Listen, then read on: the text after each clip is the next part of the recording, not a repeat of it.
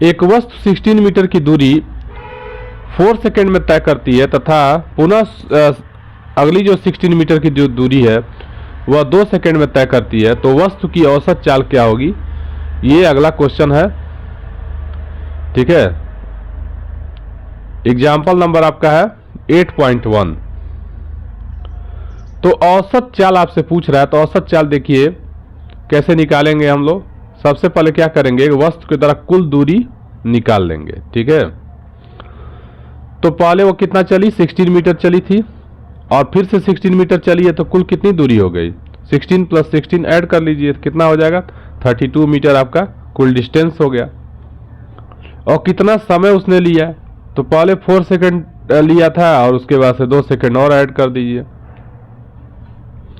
तो इस तरह से 6 सेकंड हो गया टोटल। और आपको एवरेज स्पीड निकालना है। ठीक है, औसत चाल मीन्स क्या होता है, एवरेज स्पीड निकालना है। तो एवरेज स्पीड इक्वल टू होता है total distance travelled by the object, चाहे कोई भी वस्तु हो सकती है,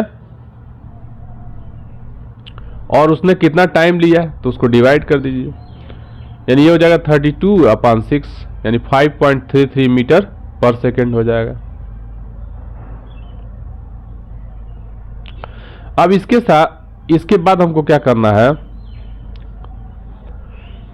अगर कोई वस्तु, कोई भी ऑब्जेक्ट किसी निश्चित डायरेक्शन में अपना क्या करता है, मोशन करता है, तो उसको हम कैसे देखेंगे, उसको क्या कहेंगे?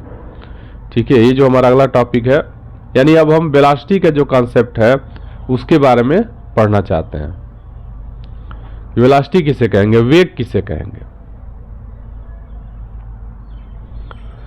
तो अगर कोई वस्तु क्या करती है, किसी निश्चित डायरेक्शन में, ठीक है, एकांक समय में कितना डिस्टेंस वो कवर कर रही है, उसको हम कहते हैं वेग या वेलोसिटी कहते हैं इंग्लिश में।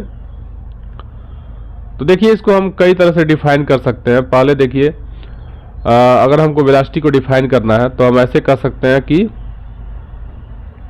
The rate change of displacement is called velocity.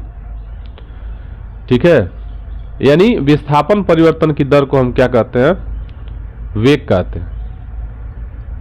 तो जब विस्थापन शब्द कह देंगे तो वहां पे दिशा बताने की कोई जरूरत नहीं है, क्योंकि विस्थापन होता ही है, विस्थापन वही होता ही है। विस्थापन कह दिया, इसका मतलब उसमें दिशा क्या है, सम्मिलित हो गया, डायरेक्शन उसमें इंक्लूड हो गया। नहीं, अगर डायरेक्शन अगर आप विस्थापन नहीं कर रहे हैं, डिस्प्लेसमेंट नहीं कर रहे हैं, तो वहां आप क्या बताएंगे किसी वस्तु के द्वारा किसी निश्चित दिशा में, ठीक है, तय की गई दूरी जो है उसका अगर हम समय के साथ क्या करना है, देख रहे हैं, रेशियो ले रहे हैं, तो हम उसको क्या कह सकते हैं, वेग कह सकते हैं।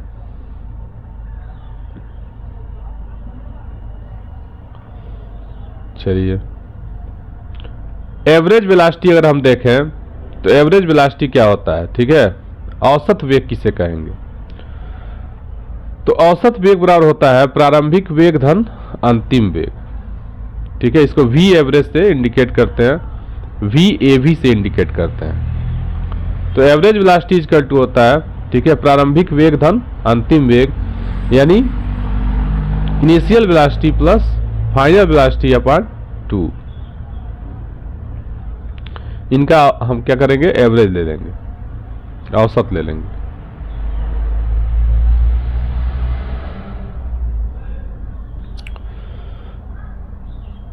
इसके बाद से एक्टिविटी दिया हुआ है। एक्टिविटी क्या है, अपने घर से बस स्टॉप या स्कूल जाने में लगे समय को मापिए। ठीक है, कह रहा है कि कितना टाइम आपको लगता है बस स्टॉप पर जाने या स्कूल जाने में, आपको कितना टाइम लगता है। यदि आप मान लें कि आपके पैदल चलने की औसत चाल 4 किलोमीटर प्रति घंटा है, तो अपने घर से बस स्टॉप या स्कूल की दूरी का आकलन कीजिए।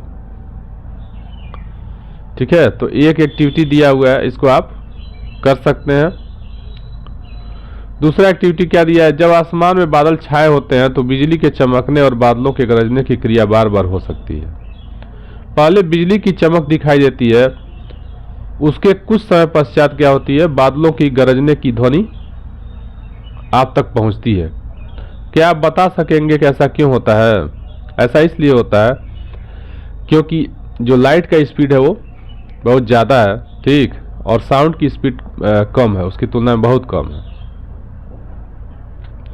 इनके बीच के समय अंतराल को एक डिजिटल कलाई घड़ी या स्टॉप घड़ी से मापिए। तो आपके पास कलाई घड़ी या डिजिटल घड़ी की जरूरत नहीं है, ठीक है।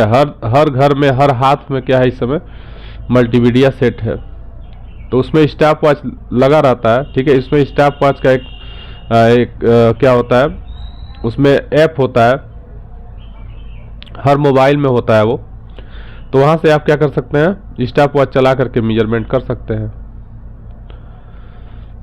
यानी क्या हो, कैसे करेंगे, जो ही बिजली अगर कहीं चमके तुरंत स्टॉप वॉच, मतलब ये पहले से खोल के सेटअप रखना पड़ेगा, ठीक है। जो ही बिजली चमकी तुरंत स्टॉप वॉच चालू कर दीजिए, और जो ही ध्वनि सुनाई दिया, बादल के कड़कने की आवाज़ सुनाई दे रही है, तुरंत बंद कर दीजिए। तो इससे क्या हो गया, आपको पता लग जाएगा कि कितना टाइम लगा।